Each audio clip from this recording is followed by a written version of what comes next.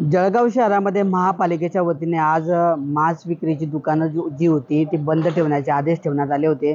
त्यानुसार जळगावच्या आपण आता बीजे मार्केटमधले या ठिकाणी जे मटन मार्केट आहे या ठिकाणी आपण आहोत आणि आपण जर या ठिकाणी बघितलं तर या ठिकाणचे सुद्धा दुकानं जी आहे आज दिवसभर या ठिकाणी बंद ठेवण्यात आलेली आहेत।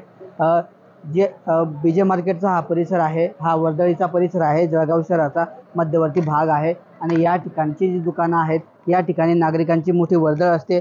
मात्र आज श्रीकृष्ण जयंती निमित्ताने महापालिकेने या ठिकाणी मांस विक्रीचे दुकानं जे आहे बंद ठेवण्याचे आदेश दिले होते आणि कोणी जर मांस विक्री करताना आढळलं तर दुकानांवर कारवाई करण्याचा इशारा सुद्धा महापालिकेच्या वतीने देण्यात आला होता। त्यानुसार या ठिकाणी दुकानदारांच्या वतीने जे आहे आज दुकानं जी आहे या ठिकाणी बंद ठेवण्यात आलेली आहे आणि कुठेतरी या बंदमध्ये जे आहे कुठेतरी दुकानदारांनी सुद्धा सहभाग नोंदवल्याचं पाहायला मिळतं आहे। जळगाव शहरामध्ये काही ठिकाणी मात्र छुप्या पद्धतीने मटण आणि चिकनची विक्री झाल्याची माहिती मिळाली आहे।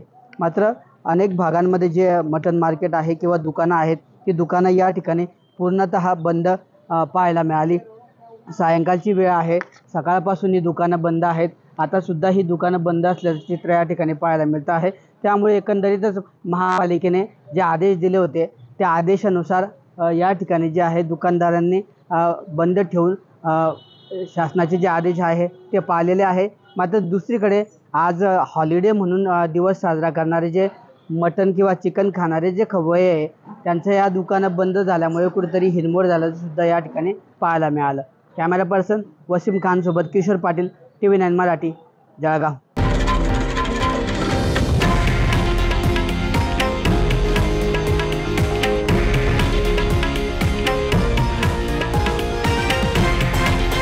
हे आहे देशातील नंबर 1 न्यूज नेटवर्क आणि आपण पाहत आहात TV9 मराठी, एकमेव।